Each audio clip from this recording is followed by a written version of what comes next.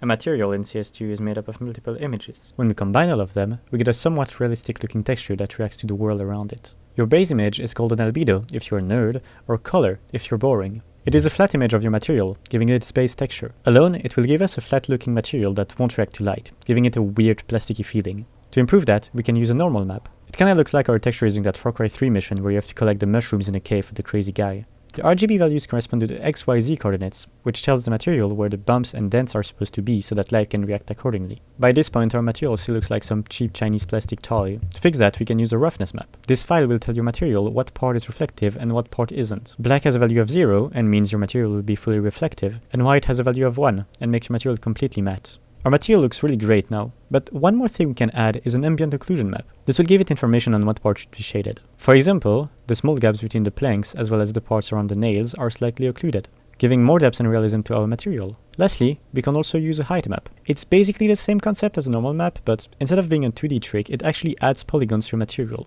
Black means that the material will be indented, and white means that it will be extruded. We avoid using them most of the time though, because it can make your material very laggy if you abuse it, and it's not that necessary, especially in this game. But we will use them at some point for a certain type of material that we'll see in a bit, so I figured I'd already mentioned them. There are more texture map types of course, but these are the only ones you will need to make basic materials. There are websites that have libraries of free-to-use materials. Those sites will often provide you with all the necessary maps for your materials. But we can also create our own maps. For this we need a picture of something and a software like Photoshop. For this we will need a picture of something and a cracked software like Photoshop. Open your image and duplicate it 4 times and hide everything. The first layer will be our albedo, so we can keep it like that. We'll use the second layer as our normal map. For that, just click on Filter, then 3D, and Generate Normal Map. Try to mess around with the settings if needed. I'm not your mom, you gotta use some common sense at some point. Next, the third layer. We'll use it for the roughness map. Click on Image, Adjustments, and turn the picture into black and white. Go into Adjustments again, and use the curves to lift your blacks. Again, use common sense. Wood can be shiny, but dirt shouldn't be. So try to make it match your material. For the fourth layer, let's do our ambient occlusion map. We will go into Adjustments again, and use the levels. Move this slider so it's at around 3, then click OK. Now turn your image into black and white, and go back to levels and play around with it until you get something nice. And finally the height map in the last layer. Click Filter, 3D, and Generate Height Map. Remember that black is a hole and white is a bump. If it's the wrong way around, just click Invert Height.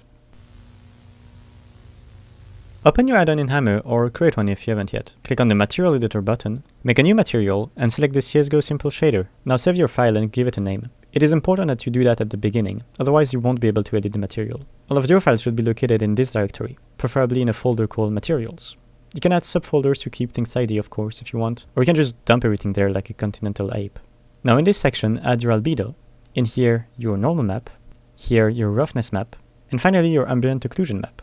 As I said before, in this scenario, we don't use a height map as it would be too expensive for no real graphical improvement. CS2 allows us to give a surface property to our material, giving it different sounds, bullet holes, and penetration. You can set it to wood, concrete, glass, and a bunch of other stuff, so go ahead and do that as well. A blend material is basically 2 materials in one, giving you the ability to merge, or blend, them together. This is particularly useful to avoid repetition or have nice transitions between 2 areas of your map. First, we will need to make our 2 materials separately, using the shader CSGO environment. It's pretty much the same as making a basic material, except that we'll give both of them a height map. After that, we'll create a third file using the shader CSGO environment blend. If you can't find them, untick the Show Preferred Shaders box at the bottom here. And now input both of your materials. If you want, you can take blend effects and mess around with them to fine-tune things a bit. The height map we used earlier is actually what gives you this nice transition between the 2 materials. Without it, the transition would look like a blob. To use a blend material in Hammer, select a face, subdivide it here or by clicking the question mark key on your keyboard, and select the blend painting tool here on the left or by pressing Shift+V. Use the settings you like and just paint on the surface. This will uncover your second material. If you want to invert the brush, simply move the slider to the opposite side.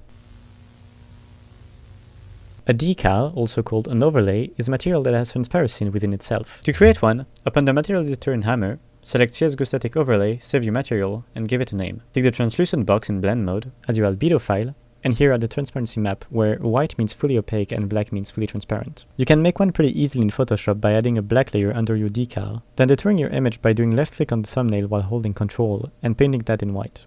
To use it in Hammer, select your material and draw a mesh on the floor. You can rotate it and place it wherever you want. An overlay in Source 2 works like some kind of projector. This means you can apply it to multiple surfaces at once, as well as onto props. An emissive material will glow in the dark as if it was lit from behind. It is important to note that the light it emits is pretty faint, and you'll probably need to add your own light source in the editor to make it look better. To create one, open the material editor in Hammer, select CSGO Complex, save your material, name it, and take Self-Illume. Add your albedo, normal map, roughness map, and ambient occlusion map. To make it emissive, you will need to give it Self-Illume Mask. Or if you don't care and want your whole material to glow, you can click on this gradient button and give it a value between 0 and 1. You'll need to use the All Lighting Viewport option to see if it glows properly in the editor. You will also need to turn on GPU path tracing to have a rough idea of how much light it is emitting.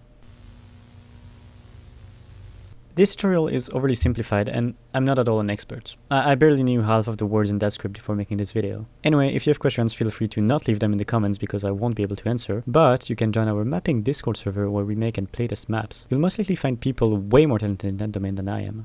Anyway, I still don't know how to end videos.